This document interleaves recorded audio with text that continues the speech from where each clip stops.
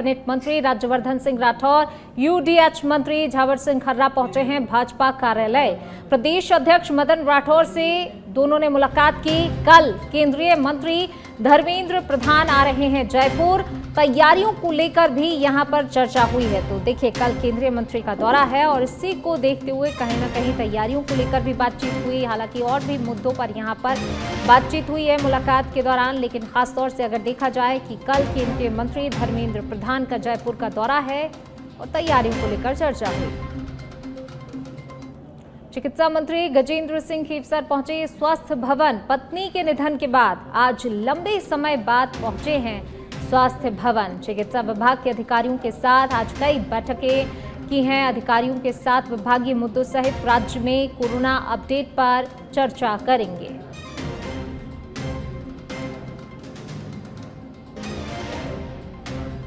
संसदीय क्षेत्र कोटा बूंदी के प्रवास पर लोकसभा अध्यक्ष ओम बिरला बूंदी के खटकड़ में क्षेत्रवासियों को मिली सामुदायिक स्वास्थ्य केंद्र की सौगात। स्पीकर बिरला ने खटकड़ में नवनिर्वाचित सीएचसी भवन का उद्घाटन किया है। सामुदायिक भवन, कक्षा कक्ष, खेल मैदान सहित कई विकास कार्यों का भी उन्होंने लोकार्पण किया। खटकड़ सीएचसी से आसपास के 60 से अधिक गांवों को बेहतर स्वास्थ्य की सेवाएं मिल सकेंगी।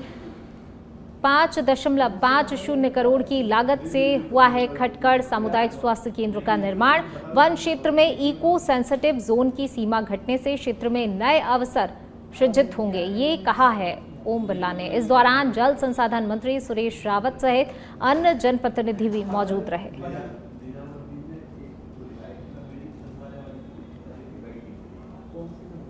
जयपुर से खबर आपको बता रहे हैं। जोधपुर के रेजिडेंट डॉक्टर का सुसाइड मामला, परिजनों और प्रशासन के बीच पहली वार्ता विफल रही है। वार्ता में किसी सीनियर अधिकारी के शामिल नहीं होने और परिजनों की सभी मांगे स्वीकार नहीं करने के चलते परिजन वार्ता छोड़ धरने पर लौटे हैं। इससे पहले जोधपुर मेडिकल कॉलेज के चिकित्सक शिक्षक के एक डेलीगेशन ने एसएमएस के प्राचार्य डॉक्टर दीपक माहेश्वरी से मिला। उसके बाद डेलीगेशन से परिजनों की भी मुलाकात हुई। वार्ता विफल रहने के बाद अब एसएमएस मोर्चरी के बाहर धरना लगातार जारी है। धरने पर आज भी कांग्रेस के सांगरिया विधायक अभिमन्यु पूनिया, छात्र नेता निर्मल चौधरी और अनिल चोपड़ा धरने पर मौजूद रहे।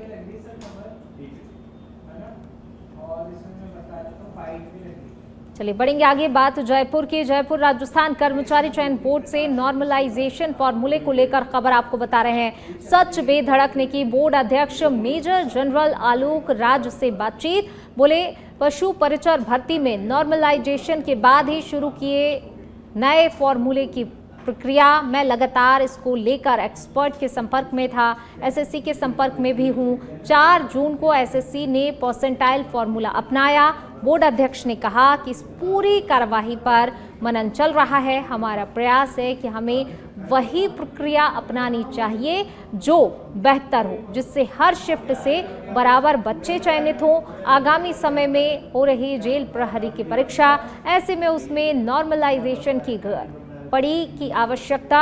हम प्रयास करेंगे कि उससे पहले हम निर्णय ले लें। जेल प्रहरी के साथ आने वाली परीक्षाओं में उस फॉर्मूले का इस्तेमाल करें जिसका इस्तेमाल वर्तमान में एजेंसी कर रही है और वो सर्वमान्य हो।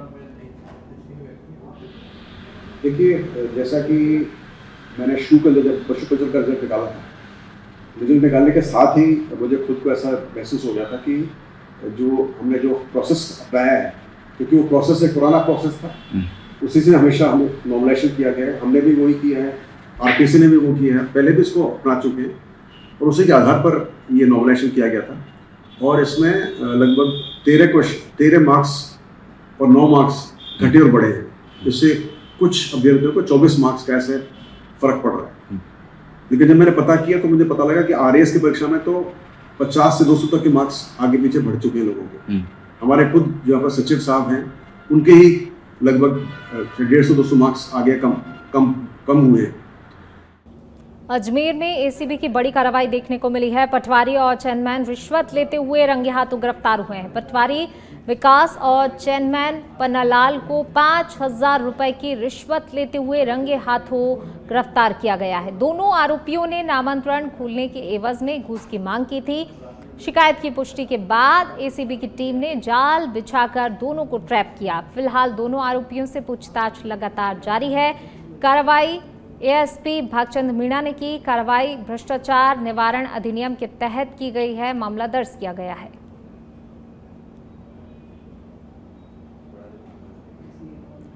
सोनम रघुवंशी के अपने प्रेमी राज के साथ मिलकर पति राजा रघुवंशी की हत्या के मामले की तफ्तीश जारी है और इसी बीच ठीक इसी तरह का एक और मामला अलवर के खेड़ली से भी सामने आया है, जहां पत्नी ने अपने प्रेमी के साथ मिलकर पति की हत्या करवा दी।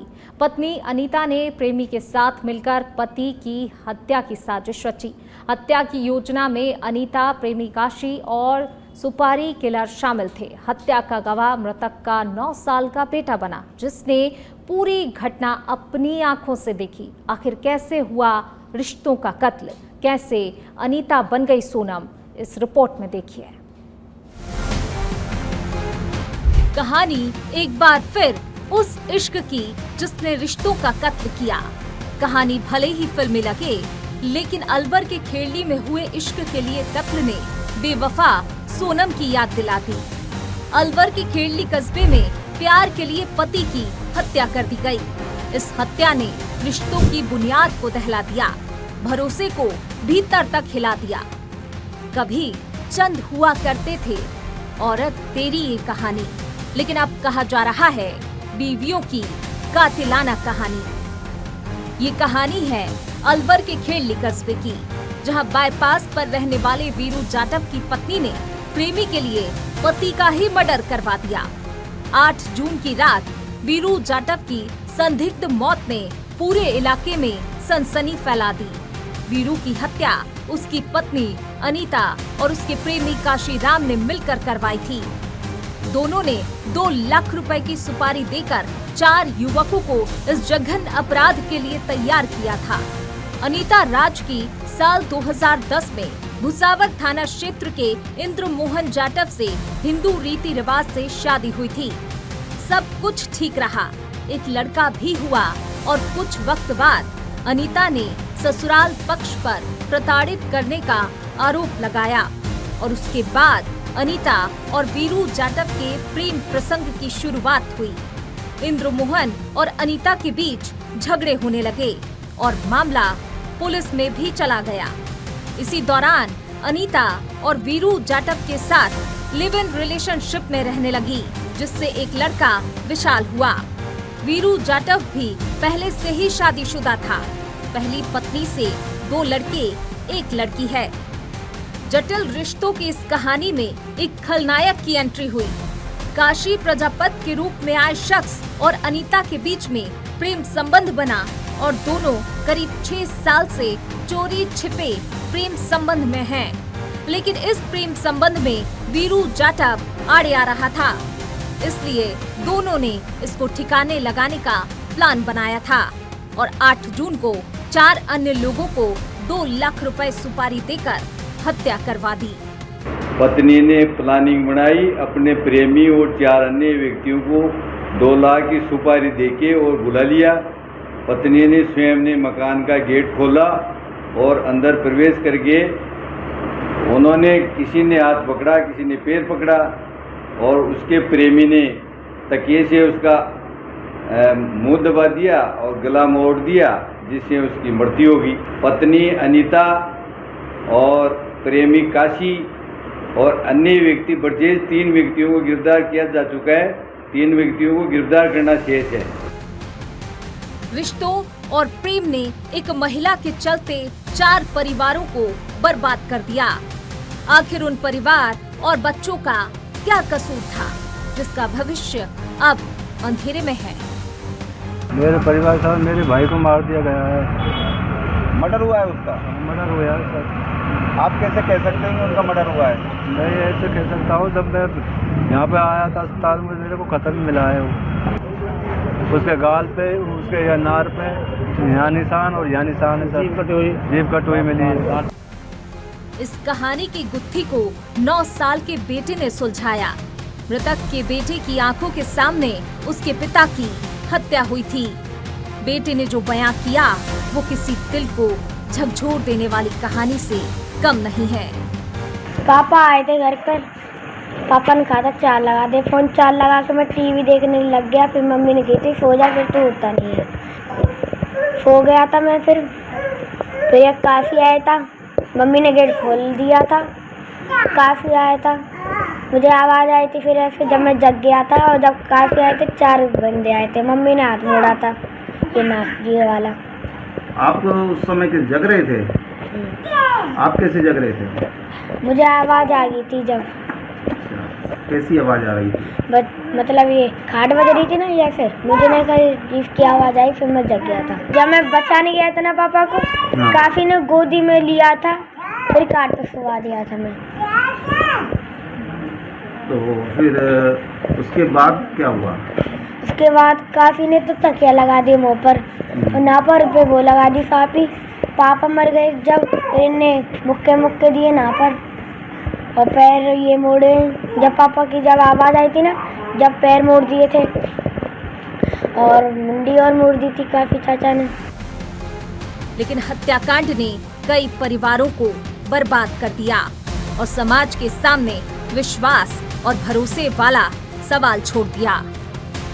हम खड़े हैं खेड़ी के हिंडौन रोड बिजली घर के पास, जहां वीरू और अनीता राज की प्रेम कहानी शुरू हुई थी।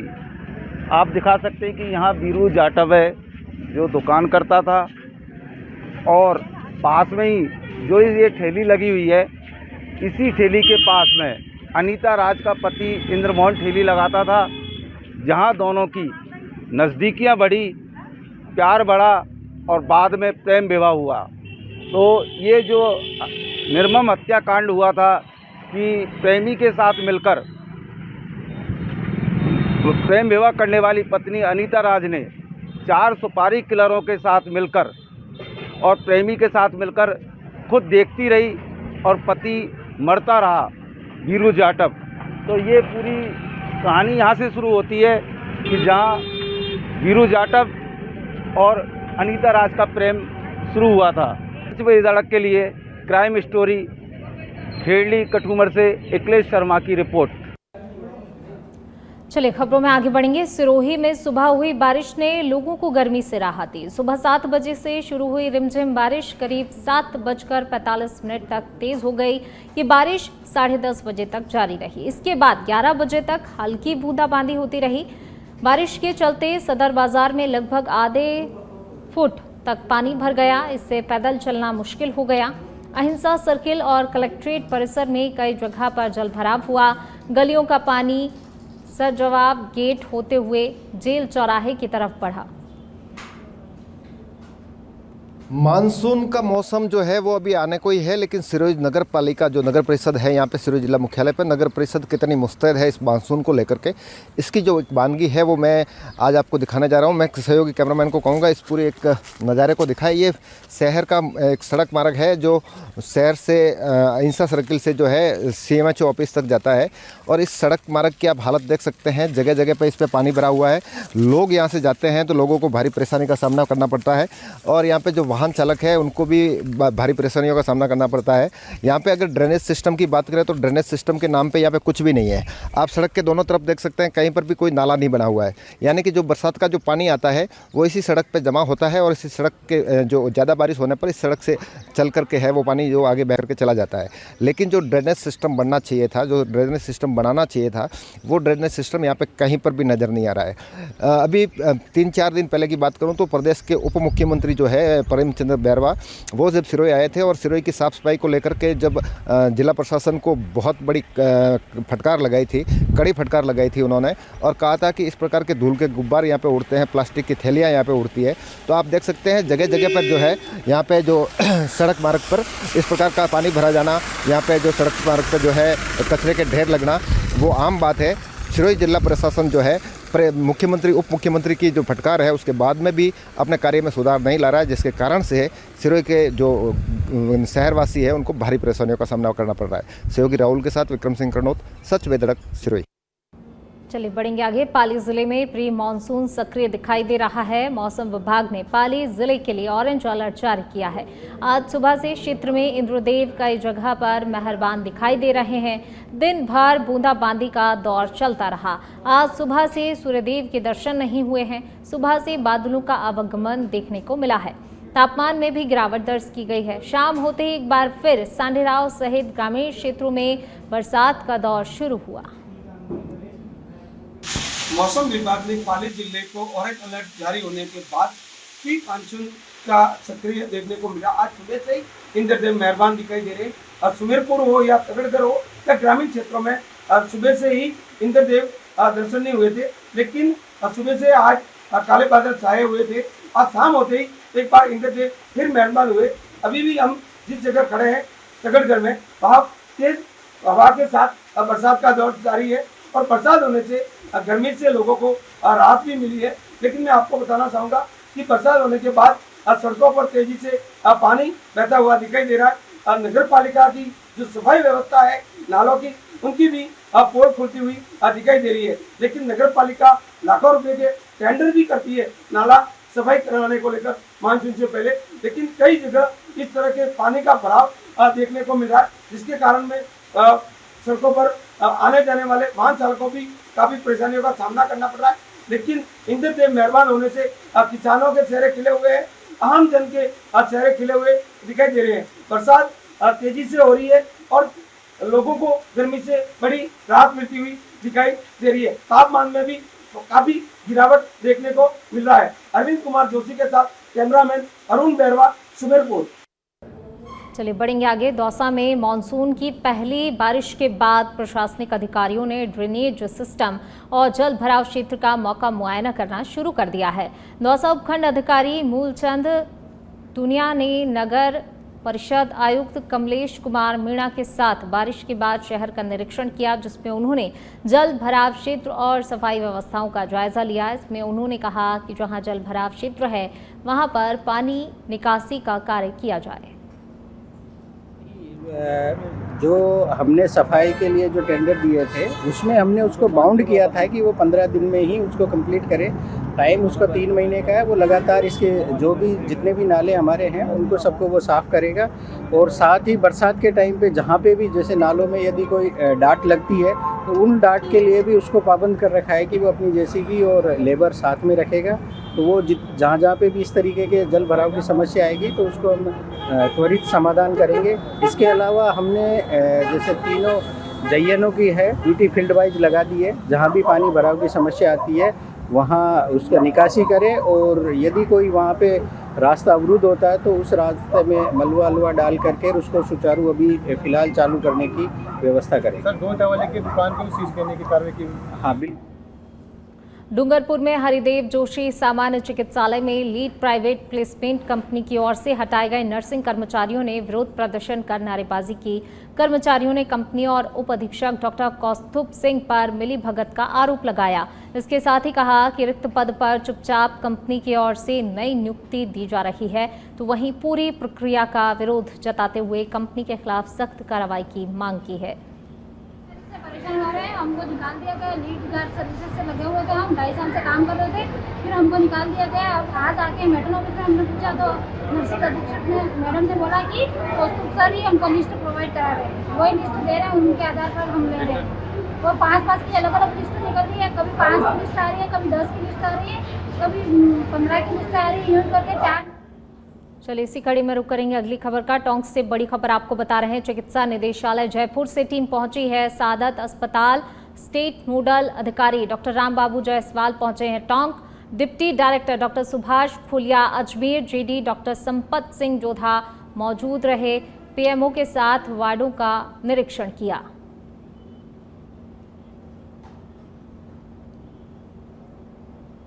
दौसा के मेहंदीपुर बालाजी में बिजली सहित सफाई और पानी की व्यवस्था ठीक करने के लिए व्यापार मंडल सहित स्थानीय लोगों ने धरना दिया था, जिसे अब विधायक के आश्वासन के बाद खत्म कर दिया गया है। आपको बता दें, धरना स्थल पर करौली और दौसा जिला बिजली विभाग के एसी के साथ सिकराय विधायक विक्रम बंसीवाल पहुंचे और मेहंदीपुर बालाजी के लिए अलग से जीएसएस बनाने का आश्वासन दिया है। अगर मेरे को ये भूमि चिन्हित करके कहीं बता देते तो मैं प्रपोजल बना के और 1 महीने में मैंने स्वीकृति का वादा किया है, वो मैं करवा दूंगा, लेकिन उससे पहले कि ये मेरे को 1 बीघा ज़मीन चिन्हित करके दे। व्यापारियों की मांग ये भी है कि जो इधर जो दौसा जिले के अंदर जो कनेक्शन है वो किराए में लेना चाहते हैं वो, उसके लिए हमने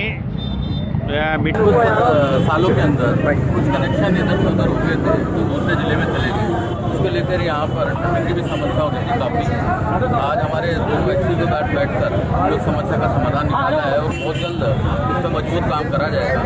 और साथ में आपको बताऊँ, जो हमने अपनी सरकार बनी थी उसी वक्त हमने 220 kV का एक गैसेस यहाँ पे सेंशन कराया था, अब उसको लेकर हम काम चालू करने वाले हैं, बहुत जल्द वो काम होगा। बढ़ेंगे आगे। डिडवाना की मौलासर पुलिस ने नाबालिग बालिका के अपहरण मामले में त्वरित कार्रवाई करते हुए नाबालिग को दस्तयाब किया। प्रकरण में आरोपी राजपाल मेघवाल को पुलिस ने गिरफ्तार कर लिया। वहीं पुलिस आरोपी से पूछताछ करने में जुटी है।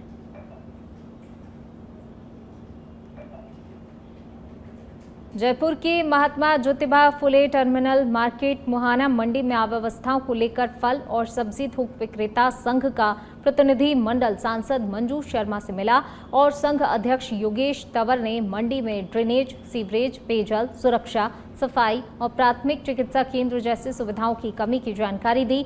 सांसद ने संबंधित अधिकारियों से बातचीत कर समस्याओं के जल्द समाधान के निर्देश दिए और हर संभव सहयोग का आश्वासन दिया। बयाना रेलवे स्टेशन पर पुरानी पेंशन योजना की बहाली की मांग को लेकर रेलवे कर्मचारियों ने जोरदार प्रदर्शन किया। वेस्ट सेंट्रल रेलवे मजदूर संघ के तत्वाधान में हुए इस आंदोलन का नेतृत्व संगठन के कोटा मंडल के कोषाध्यक्ष DK शर्मा ने किया। शर्मा जनशताब्दी एक्सप्रेस से कोटा से बयाना पहुंचे, जहां पहले से मौजूद कर्मचारियों ने उन्हें जोरदार समर्थन के साथ स्वागत किया। प्रदर्शन करते हुए रेल कर्मियों ने NPS न्यू पेंशन स्कीम और UPS यानी कि यूनिफाइड पेंशन स्कीम के खिलाफ जमकर नारेबाजी की। रेल कर्मियों ने कहा कि उन्हें सिर्फ पुरानी पेंशन स्कीम ही चाहिए। कर्मचारियों का कहना है कि नई पेंशन योजना उनके भविष्य के साथ धोखा है और उन्हें सेवानिवृत्ति के बाद सामाजिक सुरक्षा की कोई गारंटी नहीं देती। और अब खबर अलवर से है, जहां पर राज्य सरकार के निर्देशों के तहत जून से सितंबर तक के लिए बाढ़ नियंत्रण कक्ष स्थापित किए जाने थे, लेकिन जिले में इसके लिए कोई नया इंतजाम नहीं किया गया। जिला मुख्यालय के मिनी सचिवालय में पहले से संचालित सामान्य कंट्रोल रूम, सी विजन और वाई कंट्रोल रूम को ही बाढ़ नियंत्रण कक्ष घोषित कर दिया गया है। जिला कलेक्टर ने करीब 15 शिक्षकों की ड्यूटी यहां लगा दी है, जो लगातार सेवाएं दे रहे हैं। हालांकि सवाल उठता है कि बाढ़ नियंत्रण कक्ष के लिए सरकार की ओर से अलग बजट जारी होता है, लेकिन जमीन पर उसका कोई उपयोग या नई व्यवस्था दिखाई नहीं देती। और अब खबर अलवर से है, जहां प्री मानसून की पहली बारिश ने ही अलवर नगर निगम की तैयारियों की पोल खोल कर रख दी है। शहर की सड़कों पर जल भराव की स्थिति उत्पन्न हो गई है। हर तरफ कीचड़ और गंदगी का ढेर लगा हुआ है। इससे आमजन को भारी परेशानी का सामना करना पड़ रहा है। जब सच बेधड़क की टीम ग्राउंड जीरो पर पहुंची तो स्थिति चिंताजनक पाई गई। जगह जगह जल भराव, उखड़ी सड़कें और खुले नाले नगर निगम की नाकामी का सबूत पेश कर रहे हैं।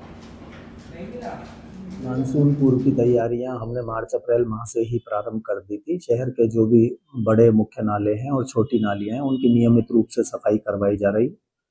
सफाई व्यवस्था में हमने शहर को 3 जोनों में बांटा हुआ है और वहां एक प्रभारी की नियुक्ति की हुई है। वो नियमित रूप से इसकी जांच कर रहे हैं। हम भी जो है प्रत्येक क्षेत्र में प्रतिदिन जो नालों की सफाई होती है, उनके जियो टैग्ड, जिसमें डेट और टाइम का उल्लेख होता है, ऐसी फोटो मंगवा रहे हैं।